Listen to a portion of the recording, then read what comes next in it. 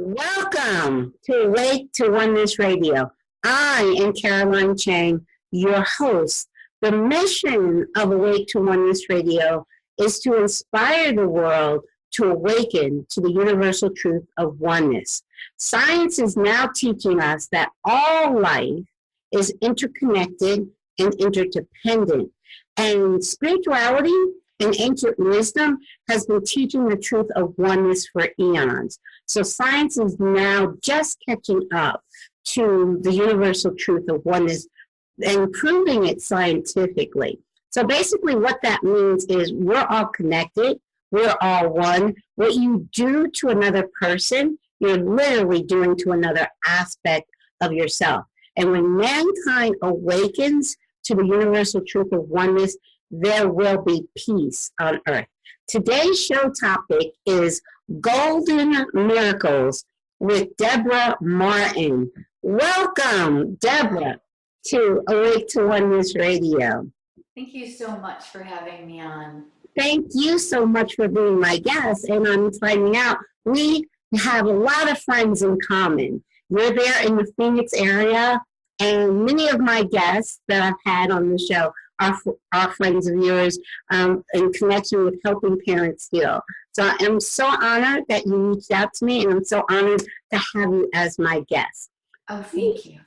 Please share with our listeners, because your story is amazing. I know you've had such a rich spiritual journey. Please share and start at the very beginning. Share with our listeners your journey.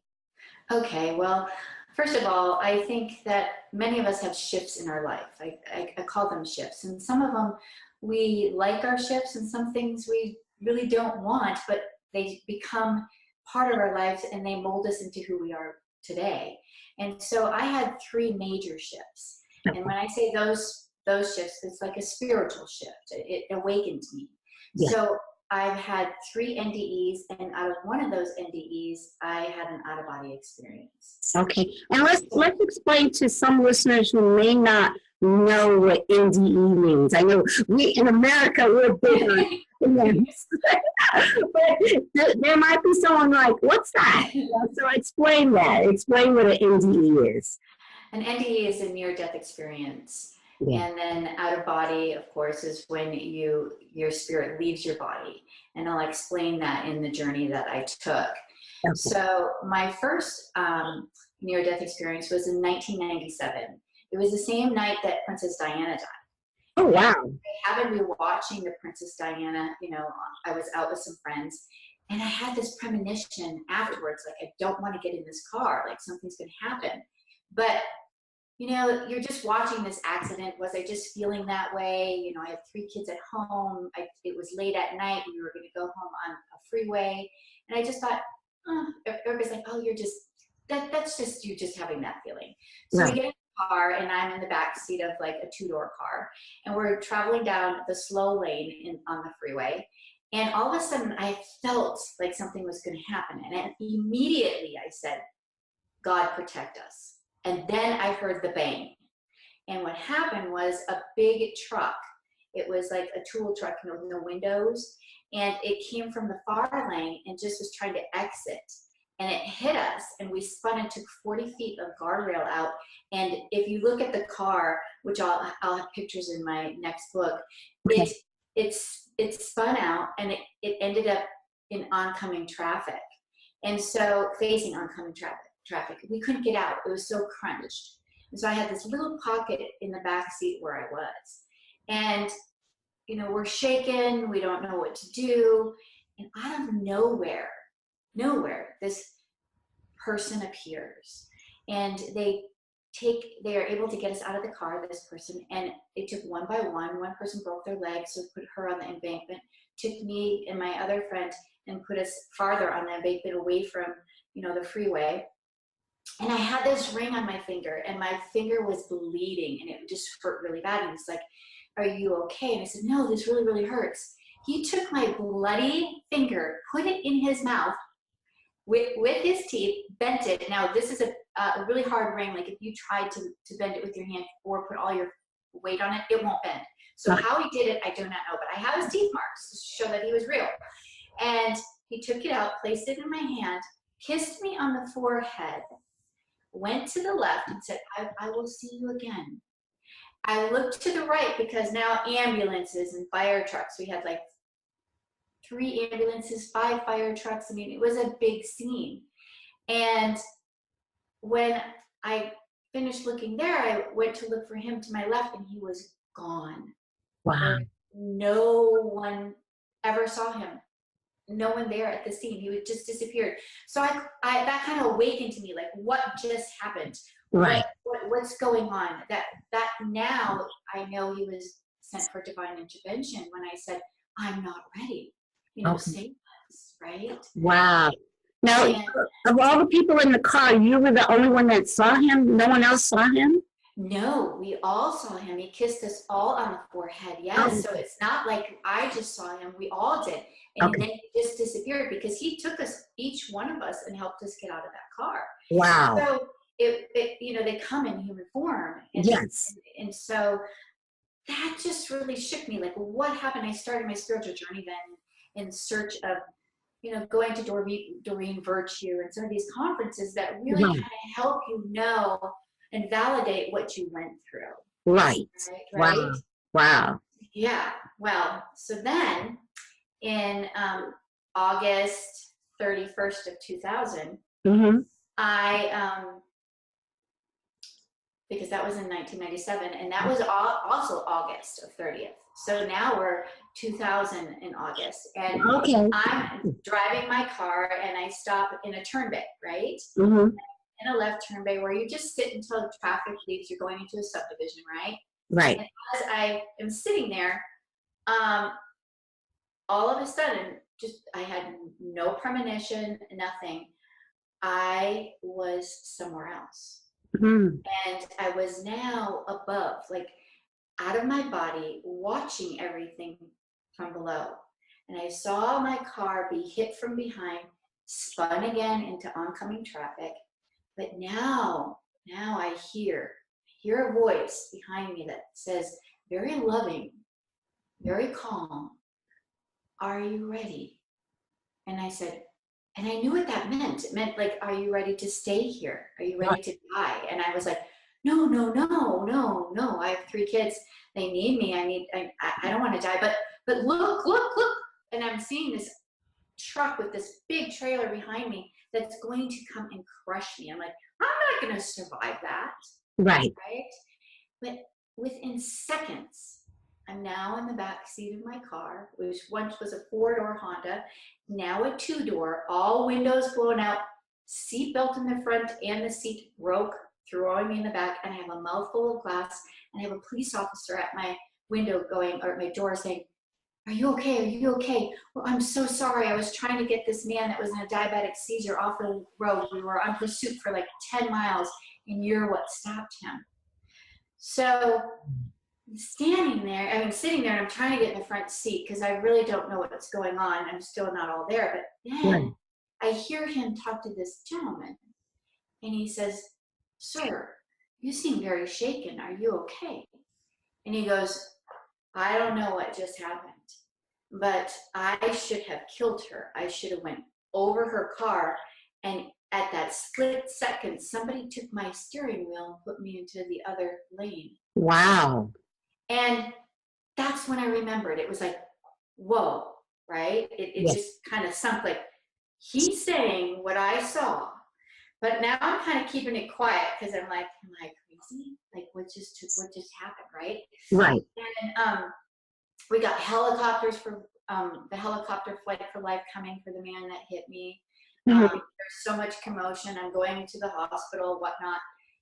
Well, I knew I went somewhere. Right. I knew I heard a voice. So I knew something beyond us exists without a shadow of a doubt. Right. That then opened my mediumship. I had it since I was a little girl. I was frightened. I turned it off. It wasn't something that, we talk about. Right. And now I'm like, I have this gift. I'm starting to hear voices, starting to help people. And I was doing it a little bit before the car wreck, but now it made it like, okay, something bigger's here. Right. So I went to the University of Arizona and got studied by Dr. Schwartz and Dr. Julie Beischel. Yes. And by getting studied, it gave me that credential of saying, what you're getting is real, and I can now help people. Wow. So I wanted to make sure. I mean, so many of us think that we're crazy when we hear these voices, or that we see spirit, or they think, are they haunting me? People don't know. And so right. I felt like I needed to be tested. And what was interesting with that is when I was reaching out to them, I kept feeling like I was getting pushed by a spirit. And some of us feel that, from our loved ones, and we don't understand why do we have that intuition to push. Right. Well, when they came to meet me, when Dr. Julie Beischel came to meet me, I said, I read this book of Dr. Schwartz, and then I felt really connected to Susie Smith. She wrote the Afterlife Codes, and I know they're friends, so could you give her this message from me? Okay. Get in touch with her. And if you could have saw Julie Beischel's face, she was like, what? She goes, I need to tell you something. She said, Susie Smith passed. And she told us that she would send the mediums that we need to test, and they will say they have a message for her. Okay. And I'm like, okay. Now, now I'm feeling spirit, hearing spirit. It just opened everything. Right. And Dr. Gary was on my show, and he spoke about, that. Yes, he did. When I say he spoke about all like the different mediums that he uses, and the lady he was working with before she passed, and how they would come after she passed. Yes. Yeah. See, we have the same. Yeah, I'm glad that you shared that, because that had so much meaning to me. It was like, oh my gosh, now I know who's been pushing me, because I didn't know, and I just felt like it was just me, that I had that strong, encouragement or push. So then, I look at this as spirit these are lessons that I'm going through, and I obviously needed another lesson. And I'm like, please let it not be another car wreck. Right. So I started to get very ill, and I lost the ability to eat. I lost the ability to have bowel movements. I was losing my dignity. I was down to 90 pounds. I was being seen by Mayo Clinic. Nobody could figure out what was wrong with me. Okay. So I was losing hope. I was really losing hope. And when we lose hope, we really lose everything, because I believe hope is life. Right? Yeah. Mm-hmm. Life. And so on 1/21/12, mm-hmm. I was with a friend at the time, and she had asked me to go into prayer, and I really didn't want to, because I was asking God to take me. I was hurting. I just was in a fetus position, in pain all the time. And you didn't know a diagnosis for your illness? No one could figure it out. Wow. And I'll tell you later why, because I asked that question, why. So I left my body on 1/21/12. Okay. I transitioned. What date is that? Not in numbers. January 12th, 2012. That's my birthday. January. No. No way. That's why I asked you to say. Oh, yeah, January 12th is my birthday. Yes. Well, then you may never forget this story. Yes. Okay. So I transitioned, and I felt like I was floating. I felt very weightless. I didn't have fear. Your audio just got really low. Just talk a little louder. I'm not sure why. I know we were testing your audio. Just how's that? louder. Yeah, just talk louder. Okay. Okay. So then what happened then, I'll move a little closer. So what happened then is I started transitioning. I felt my spirit leave my body. Okay. And at that time, I could feel myself floating. And when I was floating, I was feeling weightless. I felt safe. I wasn't in any pain. And I was surrounded by this white light. And I'm like, this is so beautiful. Now, if you remember the last time I felt somebody behind me, right? Say, are you ready? Now I'm seeing this vision of an outline, what I call my God. Yes. Other people have different names. Yes. the arms were out like this. And all of a sudden I was able to see and watch what was transpiring. I was being held like a little girl. I go, oh, I must really be sick. And he took my body and he placed it on a beam of light. And when he did that, my spirit stood next to him. Him, her, right? And so when I was standing next to him, I was like, okay, I'm really sick, but I saw a glass coffin next to me. And it was beautiful. And I'm like, oh, I'm just ready to go in the glass coffin. Let's just be done. Like, I felt so much love. I had so much peace. But I was kind of like, why am I standing here? Mm-hmm. And the next thing I heard is, you're going to come with me. And I'm going to go. I went into this, it was kind of like a dome. And we were going to sit and have a conversation. Right. And he said, no one else will hear this in the universe. This is between us. He said, okay, so we're in this kind of like shield of dome, white light. And he pulls out this lifeline contract. And we all have them. It's kind of what we're born with. Mm-hmm. And so in that lifeline contract, there were like, it was long. I always say I should have read the fine details because I didn't. And sometimes I'm like, oh, I should have known, right, what was going to happen. Right. But I was told I needed to come back. Okay. And I was told if I come back, I'd be healthy, joy, empowerment, prosperity, and voice. Those are the words that I saw bolted. Okay. And he said, remember this date. 1/21/12. All things are reversible like the numbers, and so will your illness be. Well, that's when you just said 121. Was it 121 or 112? It was 1/21/12. Oh, okay. My birthday's January 12th. No, I meant like, oh, because I said 12/12. No, January 21/12. 1. Okay, because at first you said, I said what date? And at first you said January 12th. And January 12th is my birthday. Oh, well, see, that's reversible too. Yes, it is. Okay. So I must have been nervous or something. That's okay. So the actual date was January 21st, 12. Yeah. Okay, that's okay. So it's not my birthday, but it's the same numbers reversed. Thanks for catching that, though. Yeah, because, well, you know why? It's because January 12th is my birthday. So it's sticking out in my head. And at first I think you did say 1/12. At first, I think. I could be wrong. And that's why I said, say that in months. And you said January 12th. I was like, okay, that's my birthday. Oh, okay. I was probably thinking the month 12.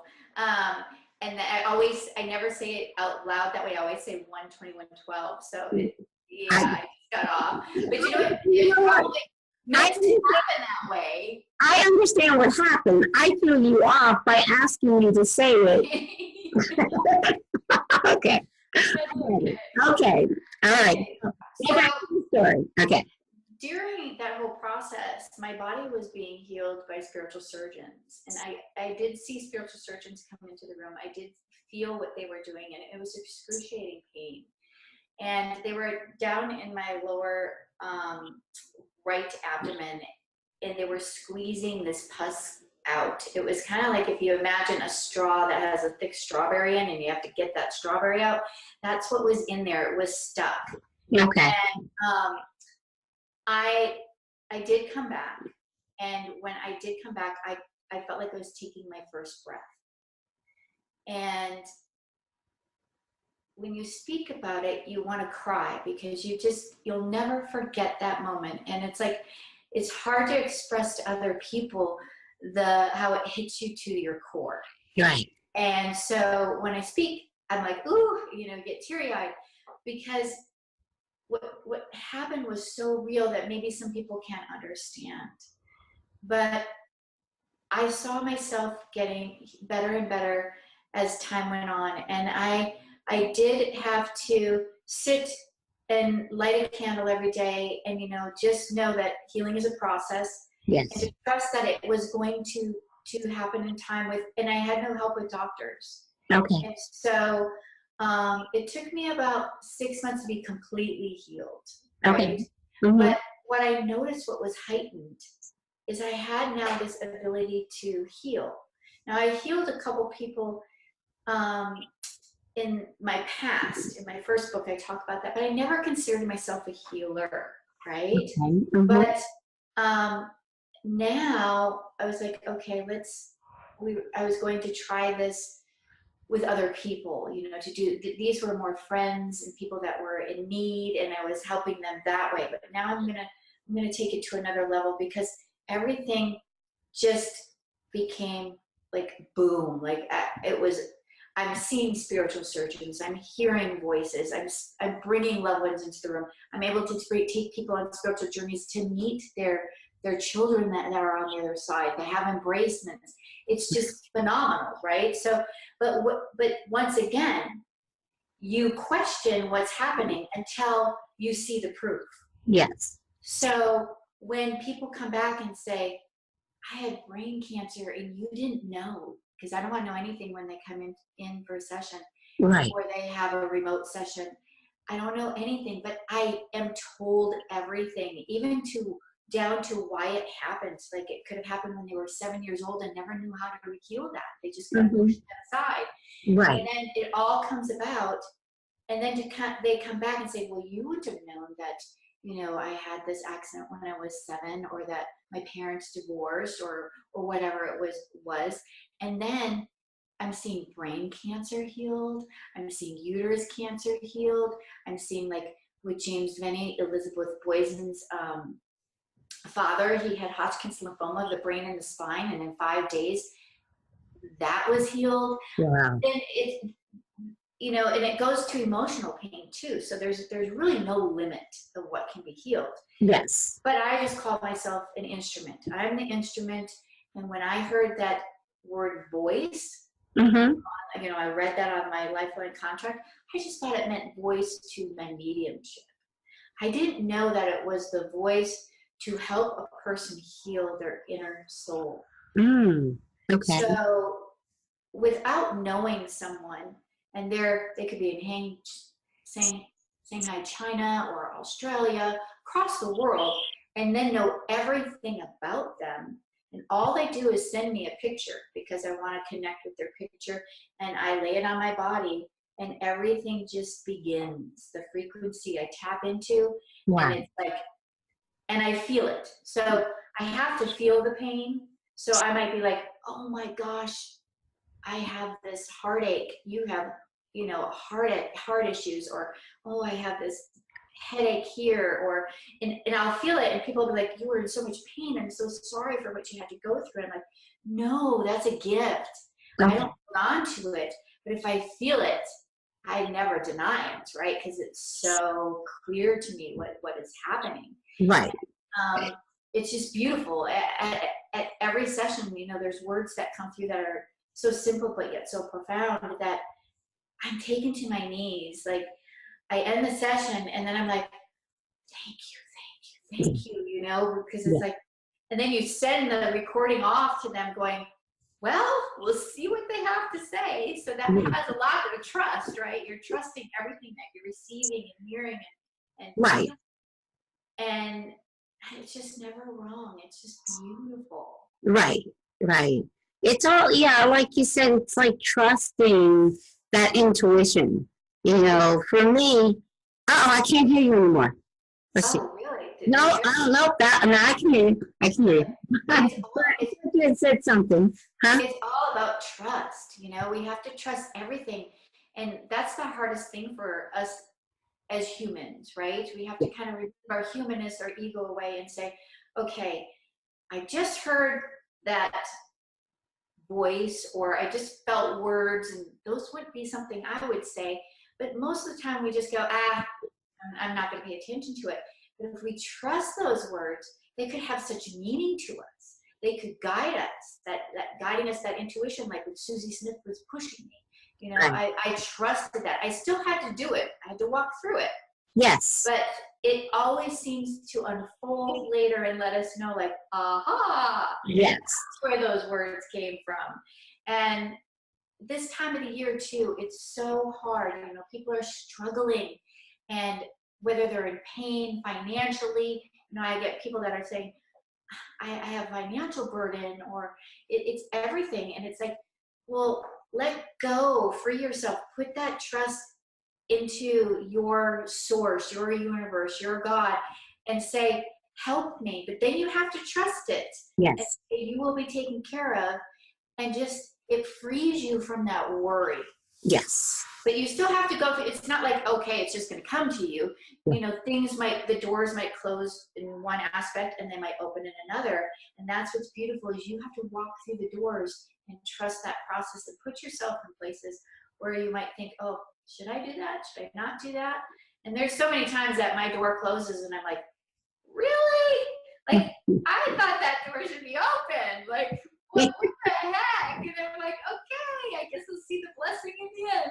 And Yeah. you know, it does. It's like later, you know, months later, I'm like, oh, thank gosh that door closed. That could have been a nightmare. Yes. Well, what you're saying, as you're speaking, it's just all, it goes for me, it all goes to the fact that there are no such thing as coincidence. Everything is a coincidence.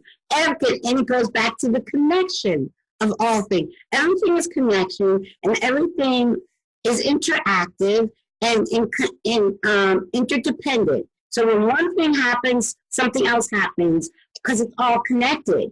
And everything that happens is synchronicity.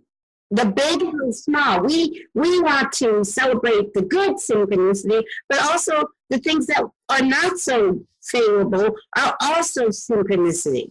It's all synchronistic. And, yeah. And we don't necessarily like to have, like, I didn't want those 2 car accidents. Of course. Right? I didn't want to go through the pain of being sick. Of course. But if we can look at what lesson did we learn from that? Why did we go through it? Because I'm like, okay, I've learned my lessons with the car wrecks. I don't want any more, you know. But it's like it's trying to see the blessing in things versus, you know, the hardship. And yeah, they are hard. I mean, when I came back, life was not simple. Doctors couldn't figure it out, and I did question. Remember, you said, why didn't they ever find it? And I questioned that to Spirit, like, why didn't they ever find it? And they said, because if you would have found out the answer, you would have been attached to that. Okay. Where not being attached, then I never say I had. I once had this. I don't give that power to it. So that I was able to teach others, like, you know, I have cancer. Well, maybe you have that, but don't voice it. Don't own it. Don't give it power. So it taught me, right? It gave me a teaching. And that's what I'm trying to say. Like, when I came back, it was not easy. I lost everything. My husband didn't want to walk with me anymore. He gave me a choice to stay with him, stability, everything. And I looked at that as like, why? Why does it have to be so hard? Why would I have to go through that? But, you know, he was really honoring himself and honoring me by standing in his truth. Yes. So at the time, I was so angry and so hurt and so crushed. And now I look at it, it's like, you know what? I would have had 1 foot in and 1 foot out. And it wasn't supposed to be that way. So I look at it as a blessing now. And so with hardship, there are blessings, and it will happen if we can just see it that way. For me, and I say this a lot, from the spiritual perspective, not the human perspective, but from spiritual perspective, our hardship, our challenges are our greatest blessings. They are, and our greatest lessons. Yeah. Right? Yeah. And it like, if I didn't have those 3 shifts, it wouldn't have molded me into who I am today, and I wouldn't be able to do what I am doing today. Exactly. And so everything was kind of connected, like you say, one led to the other, and I was growing, and I was becoming stronger, and that empowerment gives me that strength. That was that word. You will have empowerment. The strength to stand in my own truth. Yes. And it might not be what somebody else believes. Right. That's what we're here to do. I'm not trying to make people believe. I'm just trying to do what I'm told to do, is be that instrument to help others and be that interconnection. To connect to you, to connect to myself, and connect to the divine, and just let the process happen. It's like, I can't be controlled with the outcome either, because, my intention is I want a miracle for everyone. Yeah. But what is the meaning of a miracle? Because miracles transform in so many different ways. Yeah. And so it might be that they get to live longer. It might be that they transition without pain. It might be that they have a connection with their loved one so that they can heal. It might mean that they get that miracle where everything, cancer is gone. But that's not up to me. So I have to put the outcomes aside and just trust. Some people are healed instantaneously. Yes. Some people, it's in a process. It takes time. And the beauty of it all, if we can just watch and see and witness, there's a miracle within each and every session.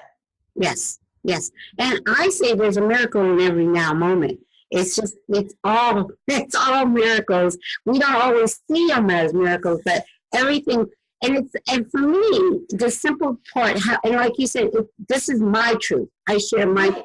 And I always say that to people. I'm not, whatever resonates as true in your heart, follow that. But my truth is, we are, like you said in your last near-death experience, your guide, I would say your spirit guide, was showing you your contract, and those contracts, so spiritual contracts, we actually write them in spirit. We don't remember that this is what we said, okay, this is what we came here to do. We write that contract, and our soul agreements and our, our challenges, we write them. They all come from us. And when we understand that nothing is happening to us, it's all happening from us and for us. Correct. Regardless of, like, my son, my son is in spirit. I know he's not gone. I know he's with me. And I know that his transition was a soul agreement, that he was going to go back to spirit before me. He and I agreed upon that before my incarnation. And when you know that you have nothing but peace, and you face every moment with, wow, okay, I created this. I created this for a reason. Let me look for the positive in this. Exactly. Yes. And I feel like everything's out of love. Yes. Like I transitioned, I was feeling nothing but love, right? Yeah. So you come back, and what I'm trying to do is do everything out of love. Exactly. And when we do that, when we express and our kindness and our intentions are out of love, there's no regrets. Exactly. Right? And so when you say everything happens for the reason, it's like when you're upset, like, I can't get out of this house on time, everything's getting in my way, and you're getting frustrated. Yes. But if you don't see the bigger picture, that maybe if you had left earlier, there would have been something else that would have, been in your way. And so we go, okay, instead of being so upset about it, just, you're trying to get out, but there's a reason that you're being stopped. Take a deep breath and just go, okay, I may not know the higher reason, but I trust the higher reason. That's so true. Trusting in that reasoning. Sometimes, sometimes things happen. I mean, even when you awaken to the truth of who you are, which is creating reality, sometimes something happens and you're like, oh goodness, didn't really expect that or want that, but I know that it happened for a higher purpose, so I have to just take a deep breath. Right. Embrace it. Embrace it, because there's no pushing it away. When we push things away, it just comes back stronger. So right. It's going to happen. Yeah, exactly. And I say to parents, because I talk a lot to parents that have children in spirit, there's nothing wrong with the tears. There's nothing wrong with, whatever emotion you're feeling, feel it. Don't try to push it away. Don't try to run from it, because the more you try to push what you're feeling away, it's going to come back even stronger, because it is a part of us. It's a part of the oneness. And I say it's powerful to cry. Crying tears are like healing, and some people tell other people, like, well, that's a weakness, you just got to stop crying. I'm like, no, that's strength. You can let it go, because most people just want to bury it. And if you can release it, you're releasing so much more. Many times in my healings, it comes from, things that they pushed way down because they didn't know how to release it. They didn't want to, they hid it. it's going to come out in another way. Exactly. And you're going to have to address it eventually. So exactly. yeah, to embrace those feelings, and it's okay. That's why we have the gift of emotions. Yes. Right? Yes. The gift of love, the gift of crying, the gift of sadness. It's because we are human, but it's because we feel. And that's why I say with my healings, I had to feel to heal. Yes. I tell people, it's like, you have to feel to heal. If you have to cry, that's okay. Yes. Yes. Because then there'll be a day where you can have joy. Yes. And there's other people also think that, can I smile? If I laugh,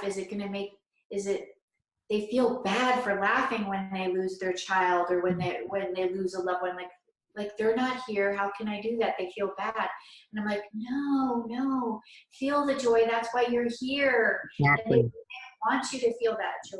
Exactly. And they want, exactly, just like you said, they want you, your child, your loved one on the other side, they're in complete bliss right now, and they're joyful, and they're not gone. They want you to know, okay, they're not in the physical anymore, but they're not gone, and they feel your pain. So they don't want you to feel pain. They want you to be joyful. The more joy you share with the world, the happier they are. They're like, you're raising your vibration. Exactly. Right? And for an example, like when you're happy, like you're around a lot of people that are making you laugh, you go home feeling really good, right? You raise that vibration.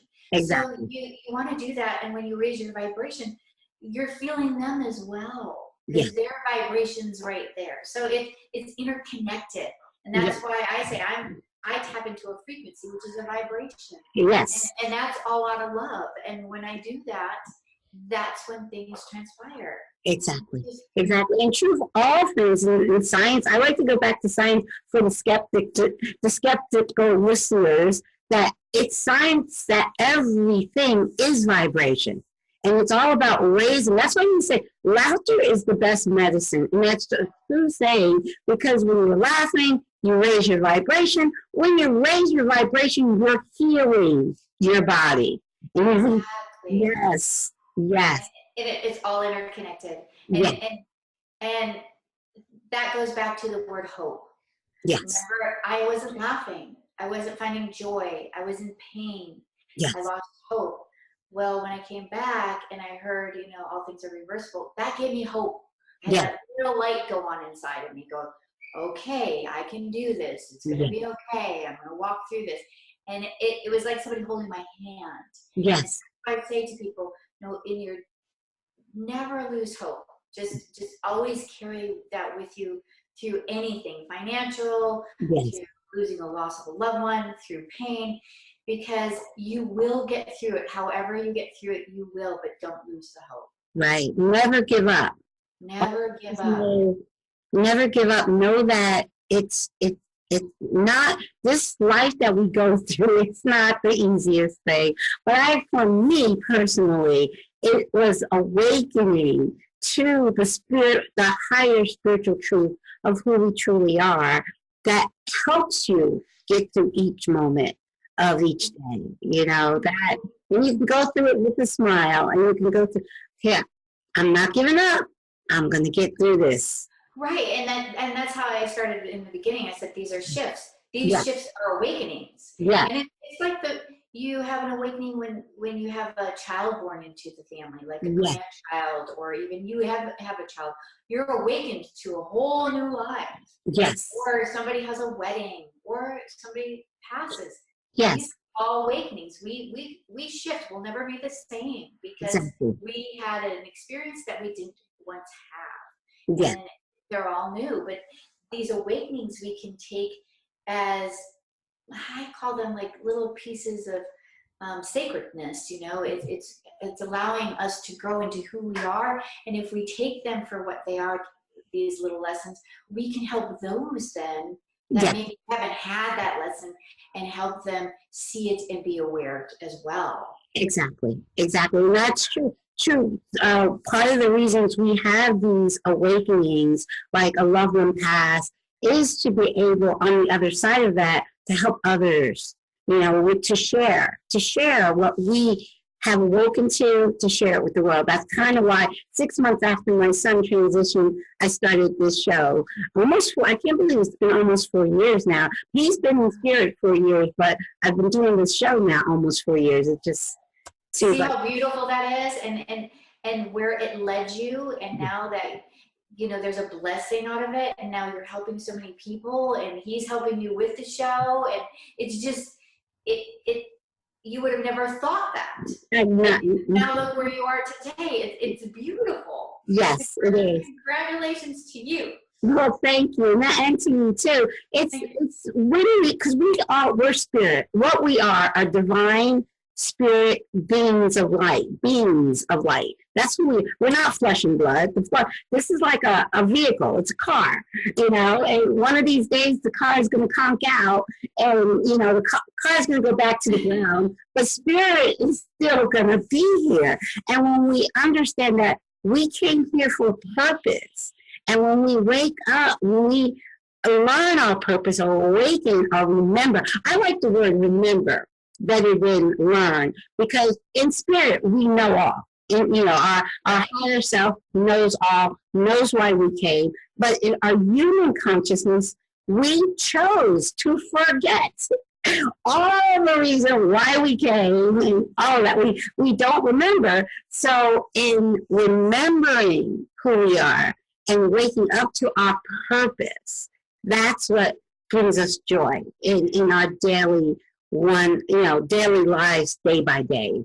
And that's true, because I said when I talk about that on 12112, it hits me to the core, right? Because it awakened me. It went within me. It hit my spirit. It hit everything within me. Just was like, wow. It just enlightened me. It just tapped me into who I'm supposed to be. But it's like it felt like an electrical surge, right. You got this, right? You know what you're doing, right? Yes. Don't forget this. And so there's times where it's like, okay, I cannot not do this, because if I choose not to do this, then I'm not serving my purpose. Mm-hmm. Now that I know it, right?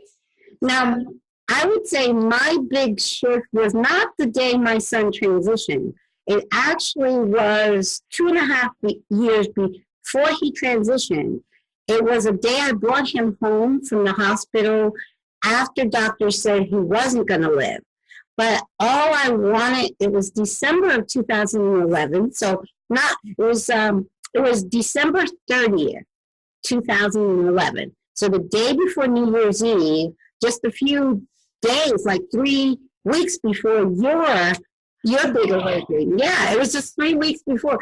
So it was December 30th, 2011. I brought him home from the hospital after he had been in the hospital 5 weeks, and doctors did not think he was going to live.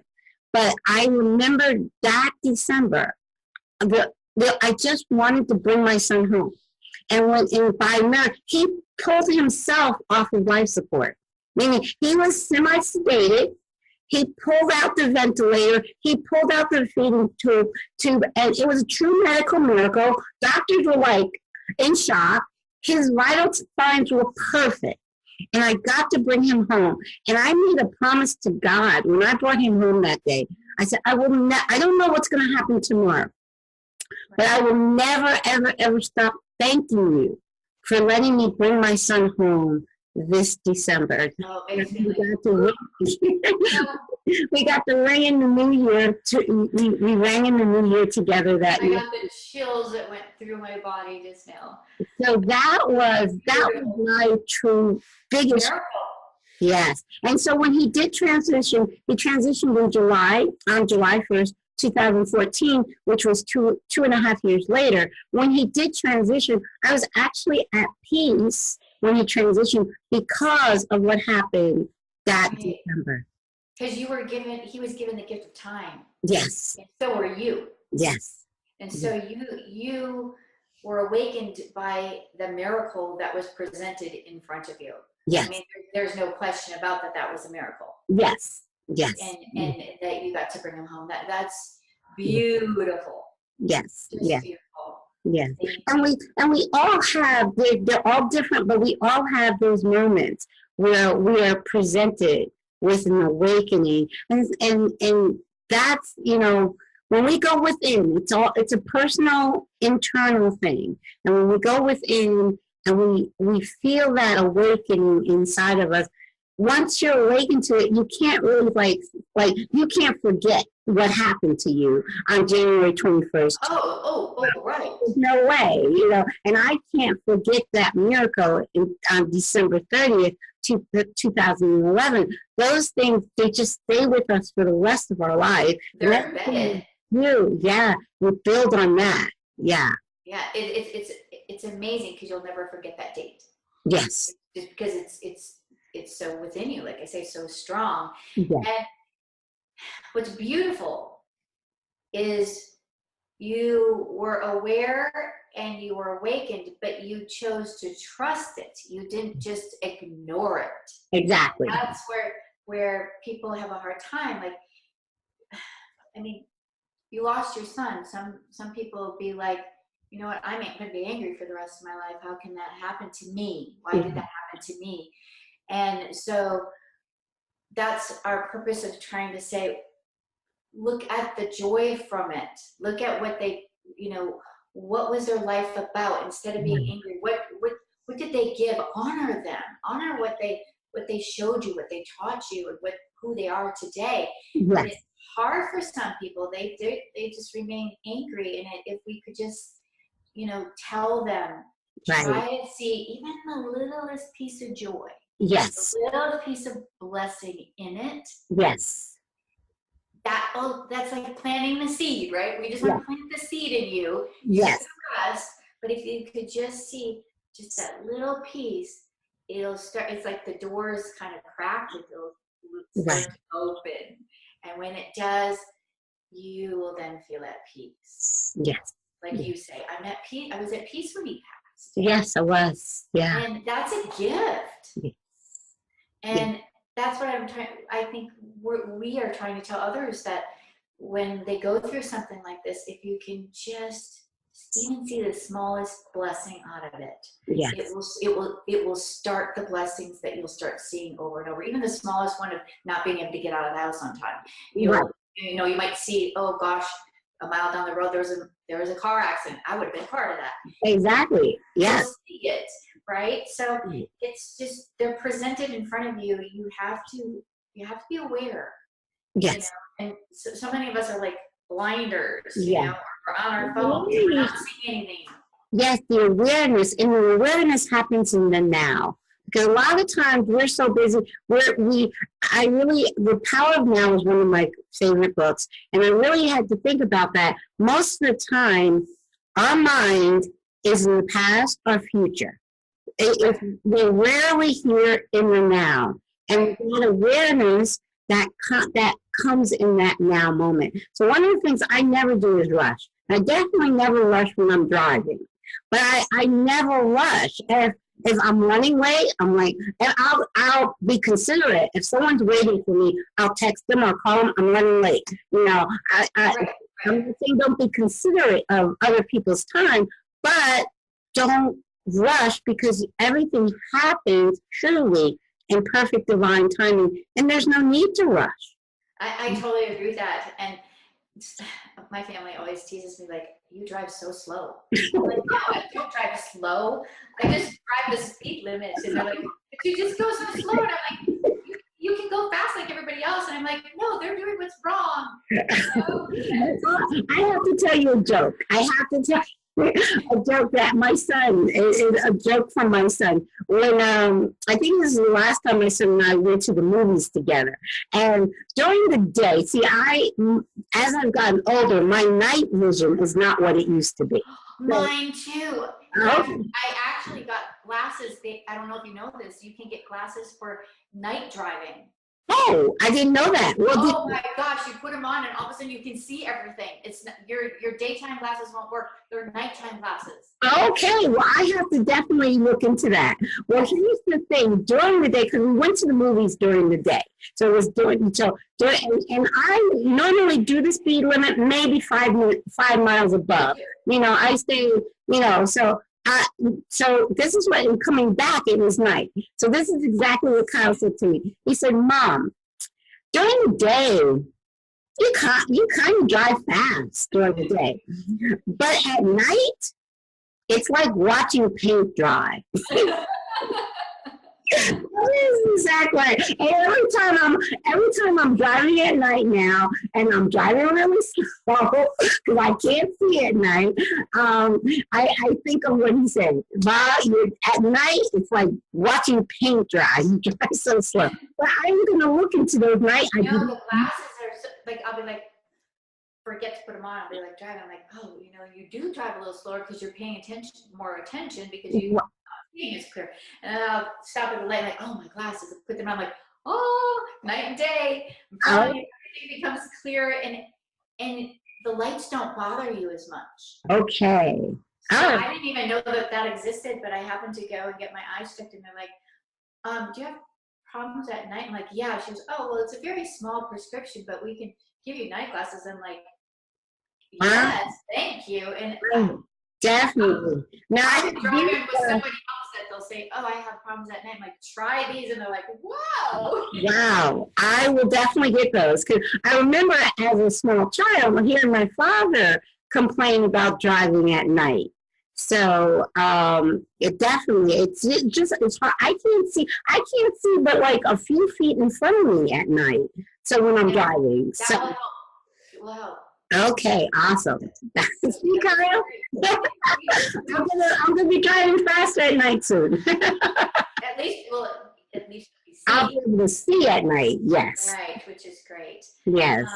But yeah, we go back to finding that blessing within everything that we do, and that's during the Christmas season right now, and how things can be such a struggle to get everything done. And like you say, don't rush. Everything will get done. And just find the joy in everything that you do, if you can do that. It's not always easy because things get in our way that doesn't cause, bring us joy. But if we then look at something else that can, like, hey, pick up a book and read it. That's going to bring you peace. But my thing is, I always say, take the time. Give yourself permission to take the time, whether it's 5 minutes, half hour, an hour, whatever you want. Give yourself the time to sit and connect. Whether you're connecting to your guides, whether you're connecting to your God, whether you're just connecting to find peace, to breathe, like a meditate, yoga, that's another way. Yes. But taking that time for you. Yes. And I think that helps raise our vibration because it calms the soul, it calms the body. Yes. And if we give ourselves permission to do that, especially like when we are having that terrible day, I mean, it's going to happen, right? Yes. That we go, you know what? I've had quite the morning. I'm just going to go take 10 minutes, whether you want to light a candle, whether you just want to find your favorite place to sit. Right. Close your eyes and breathe. This is so true. And be in that now. It really, really will change everything that is transpiring. And even if you're having a good day, yes, it's so good to do. I mean, give yourself permission to do it. And I tell the people that I work with that are healing, I said, take that time because that's part of your healing. Yes. Healing's a process. You're feeding your soul, you're feeding your heart by giving yourself love, to take the time to honor yourself with peace. Yes. Right? And just sit and if people don't know what to do, basically they can just sit there and close their eyes and say, I surround myself with peace and love, and then breathe it in. Exactly. Yes. I just say sometimes I just focus on my breath, in and out. Just in and out. Just focus on your breath, Because then you're not thinking. Exactly. You're focusing. Yes. Focus on that breath. To me, that quiets the mind And then when you deep breathe, as soon as you start to deep breathe, it brings you into that present moment. Right. You It know? relaxes you. So yes, and relaxes you. You're connecting. You are connecting to your own self, your higher self. You're just like, and that will bring you peace. I mean, do it if you have to pull over in the car before you go to work. You know, before I walk into the crazy office, I need to breathe, right? Whatever it is. Yes. You have permission to do that because you're honoring yourself, and by honoring yourself, you will honor those that surround you that day. Yes. Yes, exactly. Yes, because when you, like, because again, it goes back to the fact that we're all connected. When you raise your vibration, each of us raising our vibration, the people we come around, their vibration is automatically lifted by our presence. Right. So, yes. Right. Yes. And we talked about all being connected, right? We talked about energy and how it travels, and that's what I feel my healings are doing. It's an energy. That's why it can travel, you know, across the world in seconds. And I also believe in the power of intention. You know, when we all hold that same intention. So I just created a Facebook page for those that are in need of prayer. You know, so that anybody could go on. You just go on and you post a post that says, you know, I'm struggling. I'm having a hard day. Anybody that reads it, we're going to go, oh, I see her name. I pray for her. And even if you don't want to say prayer, I have good thoughts for her. However you want. But I felt like if we had a site where we could just put our feelings in, where it's positive and out of love, that I'm raising the vibration for whoever is in need without them having to really contact me and go through, like, how do I get a hold of her? You can just go on and I sit with them and whatever it is, I place that in my my intention for that person. Please help them with their financial problems. Please help them with their pain. You know, let them see the light, whatever that is. Yes. So I feel that can help anyone in need. That's great. Now, what is the name of that Facebook group? So the Facebook for that one is just Debra Martin's prayer page. Okay. Debra Martin's prayer page on Facebook. And also, Debra, please share with them how they can find you and follow your work. Okay. So if anybody Google Debra Martin, Debra, excuse me, Martin, Martin, it'll pop up. It's under goldenmiracles.com. Okay. And so everything's on there. They can watch the videos. They can see how I do my healings. They're all remote. So if you're sick, you don't have to worry about travel, the expense of all the money. You get to stay in your own sacred space, feeling your peace while the session's being done. Awesome. Awesome. Very, very good. And you say you have 4 books. Now, tell us the name of your book. So did you say 3 or 4? I can't remember. I have 3 books now. 4th one's coming out in the new year. I'm so excited about that one because it's going to tell a little bit about me that I've never shared, going from when I was a child on, you know, people get to know me a little bit better, and in my complete journey, and my mediumship and my healing work is there. I worked with a lot of parents on writing their stories, because they can't all be mine, right? Mm-hmm.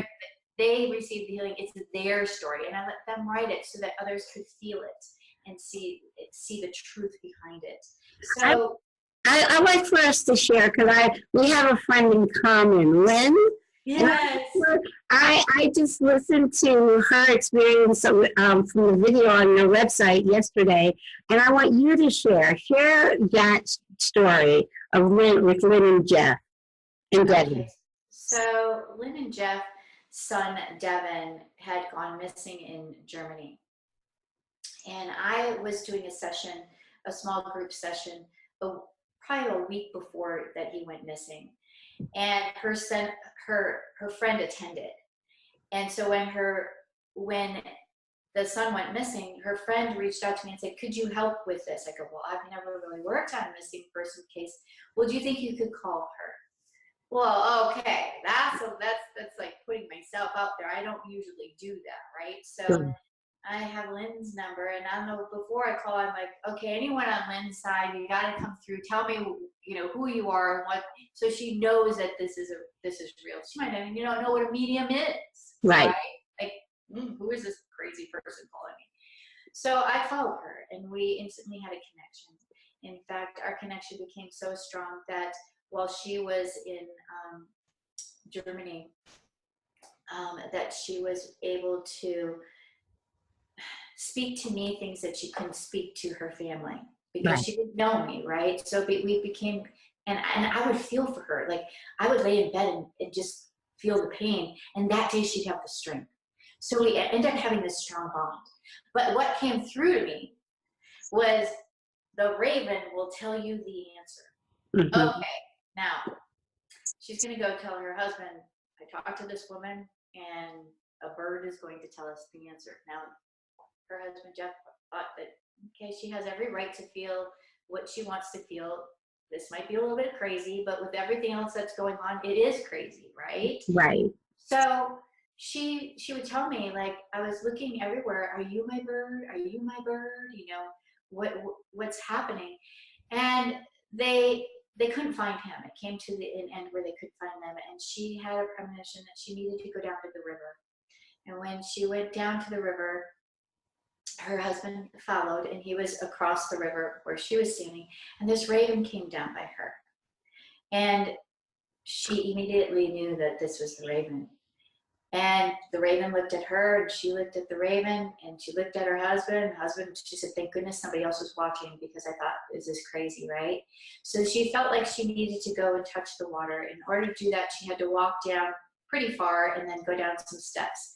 So she did that, and when she got to the steps, the raven came down and flew down and stood on the steps with her. And when she put her hand, I'm not going to cry, when she put her hand in the water, the raven put his beak in the water. Okay? And so she felt her son was in that water.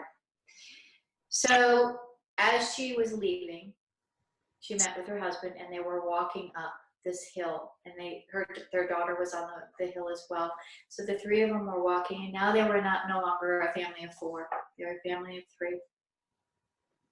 There were hundreds of ravens that came and flew over them. She said it was like a movie. Like, you couldn't make this happen. I mean, she didn't see that many ravens there, and now you have hundreds of them right there. They all flew down to the river. Wow. And when they flew back to the States, they got a call that his body had been found in that very same river. Wow. And it just shows that Devin was trying to give them peace in knowing that he was okay. Mm-hmm. And if I give you a piece of information that's so out there, you can't deny what just took place. Yes. And it was their beginning of their awakening. And Devin came through a lot afterwards where, Jeff was still on the fence. The daughter's still on the fence. It's kind of like me with my first, my first accident. It's just like, what just happened, right? And they're grieving. But he came through to me one day. I was at home, and he's like, call my house right now and tell my mom to tell my sister that I am the one that's making her computer only type in capital letters, and she can't figure out what the heck's going on. Wow. So I did. Uh-huh. Her daughter was like, oh my God, it is happening. It is Devin. And so that was like, okay, he had to present himself in their home, right, their way, that only they would have known to let them believe that it all happened. But right. We have a bond and a love and a connection with Devin still, but with them, it'll be something that I will always cherish and always love. And it's a sacredness. You can feel like you can share anything with someone that you've had an experience like that with. Yes. It's a trust, that love that you have. And so I am blessed that they are in my life. Yes, and I am too. I met Jeff and Lynn at the Helping Parents Heal convention in April. And they're just dear to me. Very dear. They're just like full of light and love. And they're just beautiful, beautiful people. So anybody else that gets the chance to meet them, because they'll be at other Helping Parents Heal, like they'll be blessed as well. Yes. And anybody that's listening to this show right now who's not familiar with Helping Parents Heal, please just Google Helping Parents Heal. It's a wonderful organization. If you have a child that's in spirit and you need that support, loving support, surrounded by loving people that understand exactly what you're going through and will be right there with you every step of the way. It's an amazing organization. And we're in the co-founder, Elizabeth, is in Phoenix, and so is Lynn, and you're also in Phoenix. So. Right. Yeah. So you had asked me about my books, and so my first book was Believe Beyond Seeing, and that's just how I opened my door to mediumship, and with Dr. Gary Schwartz and that whole journey. And then I wrote a children's book for children to know that they're never alone. You know, angels are always around them, always protecting them, their loved ones, whether they're sick, whether they're scared, whether they're being bullied, whether, you know, that mom, dad can't be with them, that there's always someone with them, and how to be grateful for each day. And then I co-authored a book with Sherry Getton called Direct Connect to God, because I did healings with her, and then we separated, and we do our healings separately now. And so then now my next book, I'm not going to announce the title yet because I'm holding it, but I'm so excited for it. So I'll be presenting it on my website. I'd be honored for anybody to read it, because I feel there will be teachings in this book, but also that when you read someone else's story, maybe your story relates to it, and you will have your aha moment of going, okay, I'm not crazy either. This has happened to me, something similar. You know, the synchronicities, how they all line up. You pick up the book and it has something to give you. And so that's my hope, is to just touch others and to bring the awareness that miracles do still happen. Our loved ones are still with us. That we need to live a happy, prosperity. Prosperity comes in, you know, it's not about money prosperity. I learned that. It's about how we feel the love that surround us, and that gives us the greatest prosperity in life. Yes. And so if we're just teachers, and that's what I'm excited about this new book to teach and have it available for others. Thank you so much for sharing your wisdom and your books, and you sharing yourself with the world. And actually, my definition for me for success is living your purpose. And that's what we're doing. And that's why I encourage everyone to just live their purpose. That's why we're here. Embrace it. Share their light with the world. Exactly, because we all are light. Yes. And once again, see the blessing in what you've been gifted. Yes. Because these are gifts. Yes. We may not think of it, but they are. It's true. Especially in the Christmas season, right? These are our little gifts. Yes. Yes. So true. Well, thank you so much for being my guest. And yes, please have a wonderful Christmas and a wonderful holiday down where it's warm. It's cold up here. Oh, yeah, stay warm. But, I want to thank you so much. This has been so much fun. And it's like I have embraced a new friend. Oh, so I can't wait to meet you in person and I'll give you a hug now, spirit to spirit, but when I can really in person, yes. And I know I will be in the Phoenix area again. I was twice this year. Again, I'll be there sometime I don't know when, but sometime in the upcoming year, and I will definitely let you know when I'm coming. Oh, please do. We'll make it happen. Yes. Right. Thank you so much. We can get together, me, you, and Lynn. Yeah, we'll make it all. Bring everybody. Okay, thank you so much. Okay, bye-bye.